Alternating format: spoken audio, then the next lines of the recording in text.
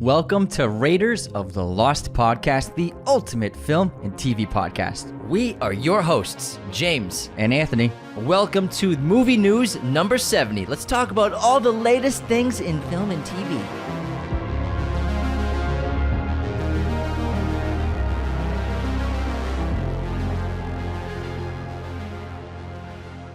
Hello, movie friends. Welcome back to the show. Hope you had a great week so far. It's time to round up the news. There's so much movie news to talk about. How about we start? Oh, Jakes. Jakes, you owe me a Coke. Start with the box office. The number one movie at the box office this weekend was obviously Black Adam. The new hierarchy in the DCEU has arrived. The hierarchy? I don't know about that after this. At $62 million domestic opening. It has not been released in China. This is not the global number, so I'm sure it would have pulled like 100 million if we had all the results from international box office as well as China.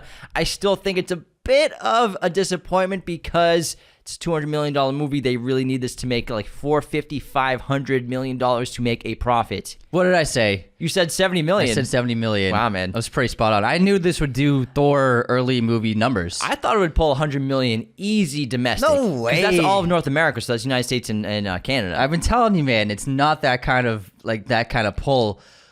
I think that a superhero movie of this scale, if it pulls under 100 million, that's kind of a disappointment, because with these movies, especially because there's always big movies coming out every weekend, this month and next month are jam-packed, they're going to make as much as they can in the first weekend because it's going to drop off. And also, this movie has bad word of mouth, very mixed reviews. Besides the secret cameo that everyone knows about, which they revealed in the new teaser trailers. Exactly, which was silly. So I think that this movie is going to be a big, not a big flop, but it's going to be a modest flop. I think it might break even. I'm not sure if it will, because it needs to make 500 million, and it looks like with this kind of opening, it looks like domestically it'll top out at maybe $140. Maybe 150 if it's lucky, and then internationally it might match that. I'm guessing this will have a $300 to $350 million cap internationally box office. Maybe, yeah, we'll see, because it's definitely going to drop like all movies do. We can expect a 30-40% drop. We know in the what box movie office. didn't drop this year. It just kept soaring. So we can expect a huge drop in the box office in the next couple of weeks, but we will get the results from China once it gets released there. Again, it needs to make like $500 million, and Calvin sent a video on Instagram where he went to opening day and it was an empty theater besides him and his son that were going to see the movie. So I think that people just weren't super excited about this movie compared to, I guess, Marvel movies or I guess. Well, my guess, I'm saying I never liked the trailer since any of the trailers. And when we got the first tease and I saw the trailer for the first time, my reaction was like, that's it? I'm going to hold judgment until we see it. We're seeing it today on Sunday morning, and we're going to review it and have an episode for it for Thursday, this upcoming Thursday, so we'll talk about it then. But I think we all need to remember that this movie was made with the previous Warner DC ownership and management before the merger, before they started cutting the management. The DC film production team. The people that were running that was the problem with DC. So remember, this movie was finished and produced and created by that management. So it's not going to be, I think, the expectations we have for DC going forward because of the new management. And I actually have a story about that. So Walter Hamada, he had been DC Films leader and president for the last several years, and he's officially fired from Warner Brothers Discovery. So this was the last release that he oversaw. And the company, Warner Brothers Discovery hasn't replaced him yet, but they're clearly doing an overhaul, and I think most of his staff is also gone. So this was like the final thing that they had done, and from now on out, it's going to be, like you said, a new team, new producers, and basically an overhaul of DC's film production team. And obviously, Warner Brothers has not been happy with the last several releases, and this was probably like the final nail in the coffin for Hamada. What corporate culture is so silly, because right now the Warner Brothers is finalizing his payout because of his long-term run at the studio, so he's gonna get a payday even though he got fired. That's corporate culture, isn't it silly? Like you messed up, and he's still getting a payout. Well, let's not just put all the blame on one person, all right? I'm not gonna say that Hamada was the reason why all this was happening. But I don't want. Did you see the Cyborg actor's tweet? It was about him, right? Yeah, because this guy Hamada apparently took the side of Joss Whedon and hid all of the news stories, like any kind of like negative press about Joss Whedon, and basically covered up everything about that production. Yeah, I haven't seen any of that, and so I don't shut know. down I the have other no idea. actors from ever getting any kind of power or their story told. So apparently he was a toxic person. I think he has a lot to do with it. Yeah, if that's true, that's terrible. I haven't Yeah. looked into it. I need to see the facts. I gotta see that. I haven't looked into that. You love facts. I need facts. you love facts. But again, this is a $200 million movie. We factor in probably $200 million marketing. Plus, they did secret reshoots because we all know the big secret. So that probably costs even more millions of dollars. So many again, millions. It needs to make $500 million. If it has legs, it can. We'll see. Moving on to more box office. Ticket to Paradise, the Clooney Julia Roberts movie. It made another $16 million this weekend. It's up to $96 million global. And That's a hit. This budget was $60 million. They both probably pulled $20 million checks for this movie to get it made, but still pulling almost $100 million for this movie. That's insane. That's huge. They still are a box office draw. I love them. Yeah, together it's great. They've made 3 movies together now. This is their third one, and they're just a terrific pair. They have so much on-screen chemistry. So they only did the first 2 Oceans. She's in the first 2 Oceans, and then this. In this, They've never been in another movie besides that? he's directed her. Uh-huh. I'm trying to think. Clooney and Julia. Let me check. Julia Roberts and Clooney. George. No, I think he's just directed her. And they're such great friends that you just assume that Oh, they've been yeah, in so they're many movies pals. together. Oh yeah, because she's not in Ocean's 13. So yeah, it's just No. those 3. Yeah, but she's in one of his movies. But This isn't their fight. she's fabulous. I've always loved Julia Roberts, but they are legendary actors. Chemistry together though is insane. But people love them, Yeah. especially like people like our mom's age. Our mom loves them, and I think they're a terrific pair. Lauren Balfe actually did the music for that, so I'm glad that I think also people like to like romantic comedy every once in a while. This is a rom-com, Kind of, yeah. basically. But it's an interesting concept where Yeah. it's like it's a cute trailer. a divorced couple Yeah. coming together for their daughter, Daughter, right? yeah. Yeah. It's- I like the trailer. Their daughter's getting married. Yeah. And so I think It's set up like they opens with them accidentally sitting next to each other on the plane, and Yeah. I It's think not exactly a rom-com, Yeah. but it's kind of, it seems really relevant to a lot of divorced people. Yeah. I think that's why, because so many people get divorced and they're like, this is what I wish it was like. but also like to get a break from all like the violence and action and stuff that's been like hammered down our throats recently. True. And just be like, hey, it's just normal people. Next up, we have Halloween Ends, which dropped 87% of the box office with $8.7 million this week. And again, it did get released streaming on Peacock, so we expected a huge drop. 87% of the box office drop is huge, though, so it has a total of $54 million. And again, it's streaming on Peacock. And then in 4th place, we had Smile pulled another $8.9 million. That's up to almost $150 million at the global box office on a $17 million budget. Holy crap, what a success. If it had made $9 million on its first weekend, even that's a success. So the fact that it pulled in $9 million on its 4th weekend, Third weekend, that's insane. So great job by them. Congrats to that team. Let's move on to Okay, the so news. there's some big news about House of the Dragon. Do not look up, any fans of House of the Dragon, do not look online about the finale, because the finale episode was leaked. Warner Brothers, HBO Max do not know how it happened, but someone got a hold of it and leaked the entire finale online. People have been watching it too. Like, why would you want to watch it on like a shitty stream? I know. But don't look for spoilers. Stay off when Twitter. you go on Twitter and Instagram, just like blur your eyes to make sure you're safe from stuff. Because there are people who want to spoil it. Like we've had commenters in our videos spoil stuff, and I've had to delete comments because I don't know why some people just like love to rain on everyone's parade. The I guess Spider-Man trio was spoiled for us. Yeah, even the though we Spider-Man all trio- knew it was yeah. going to be in the movie, but like it got spoiled. Yeah. Also, Zendaya's rescue from That got spoiled. That too, got yeah. spoiled. Someone literally told me Andrew Garfield saves Zendaya the same way as he failed in Spider-Man And 2. also, I was like, oh, thanks, man. And That's also, awesome. Aunt May's death was spoiled for us as well. Yeah. So we had the three big spoilers were spoiled for us. I was like, thanks, guys. But so stay away from all the spoilers. Warner Brothers and HBO Max are trying to take down every stream online, but it might just be too widespread for them to stop it. Who would do that? That's such Like, a crappy why? thing to do. I know. Like, why? I hope they can find the person. Me too. I really do. If they do, they could get. They don't deserve to work They in could get imprisoned for a long time. They don't deserve to work in entertainment ever again. Because these leaks happen from people who have access to the files. It's terrible because so many people work on these productions. It's their job. They depend on it. They depend on the success of them. And if they're going to lose streaming views because of it for HBO Max, obviously they'll be fine. But still, that's, like, so many people are involved in one episode of the show. It's really a terrible thing to do to the whole production. I'm guessing they're going to hit. They might hit 30 million people watching the finale. It's possible. I think it's going to be massive. It might be 30 million. It's going to be massive. If not, at least 25 million people are going to watch the finale. Moving on to Guillermo Del Toro's Cabinet of Curiosities, which airs starting October 25th. Now, this will be a 4-night Halloween event with 2 episodes each night, basically an anthology horror series of sinister stories with lots of great directors. The director of Mandy, Cosmatos, he has a segment here too. You just stopped. Like, of Mandy.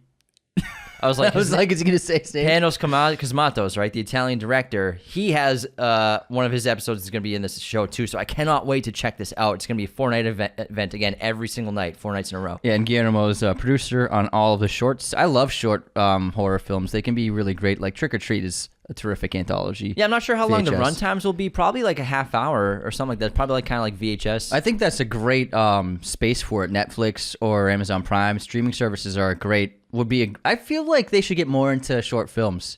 Because there's so the many thing with short films is, remember that big streaming platform that launched? I can't remember what it was called. Tubi. Yeah, they try to do like a short film platform. that was like 5-minute increments. Yeah, to watch a feature film. I'm talking like good 35-minute short films. No, that was specifically designed for short films and for short movie streaming, and it just was a huge fail, and they lost billions of dollars on it. Because I think there's a specific a time that people want to like put into a movie, and I think it's got to be like 30 minutes. Oh, for for a TV series or a movie. You can't do Absolutely. like, no one wants to go on Netflix and watch something that's 5 minutes long. It seems like it's not worth your time if it's only a couple minutes. Exactly. Yeah. Anyways, big trailer. Creed 3 released its first 2 posters and its first trailer, with Michael B. Jordan coming both as the director and star of this film, as well as Jonathan Majors playing his new adversary. The trailer looks really cool. I'm glad that Michael B. Jordan is like taking the helm. It's really cool that he's taking power of his franchise and overseeing the production of it as a director. Yeah. Jonathan Majors is a rising star. Very good actor. Got jacked. Yeah, he got huge. Holy shit. Men's Health did a video of him in his workout routine, and he is a beast. He's a monster in this. But it looks cool. It looks really interesting, and it looks like Adonis's past is coming back to haunt him. I like how it doesn't seem like he's related to Clubber Lang. I like that. Yeah. It's just kind of like its own character that they created. I think it's a he smart is move. Clubber Lang. He's the clone of Clubber Lang. Reborn. I pity the fool.